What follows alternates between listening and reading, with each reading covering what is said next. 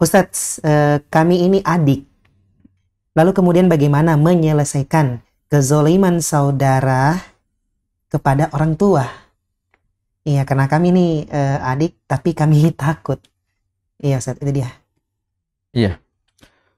Kezoliman terhadap orang tua tentu saja kezolimannya sangat besar, ya. Karena dia adalah masuk dalam durhaka kepada kedua orang tua. Ya. Dan orang tua memiliki hak khusus bagi anak-anaknya. Ya, dalam sebagian riwayat, sampai-sampai Nabi kita SAW pernah mengatakan, anta wa maluka li abika. Engkau dan hartamu itu sebenarnya milik dari orang tuamu, milik dari bapakmu. Ya. Kan itu hati-hati ya. Jangan sampai ada anak yang lancang untuk mendolimi orang tuanya sendiri. Menyakiti fisiknya, atau mengambil harta orang tuanya, atau menyakiti perasaan dari orang tuanya. Kita kadang melihat ya berita-berita yang sangat menyedihkan, ya, memiriskan hati kita. Berita-berita anak tega, ya, mengata-ngatai, memarahi, dan bahkan ada anak yang mau menyidangkan orang tuanya sendiri, ya. Jadi dia menuntut orang tuanya di persidangan. Ini suatu hal yang menunjukkan tidak tahu akan rasa terima kasih yang seharusnya kepada kedua orang tua. Orang yang tidak tahu terima kasih kepada orang yang berjasa, maka dia tidak pernah dikatakan berterima kasih kepada Allah Subhanahu wa taala. Dan itu anak yang semacam ini anak yang perlu untuk diingatkan, ya. Tentu saja ya, kita sebagai adik, yang kalau dalam kasusnya ini adik mau mengingatkan kakaknya, ya, maka wajib, ya. Dan ketika ada keinginan untuk mengingatkan, maka ini sebenarnya juga adalah rasa iba kasihan kepada sang kakak itu sendiri. Karena jika kita biarkan kakak itu terus mendolimi orang tua, maka berarti kita biarkan kakak itu terus tenggelam, terjerumus dalam kemaksiatan yang sangat besar.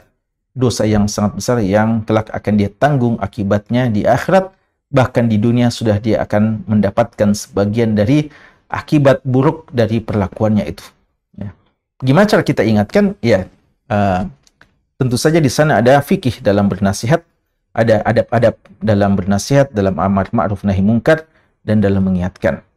Ya, sebagai orang yang lebih tua, tentu saja dia ingin untuk dihormati.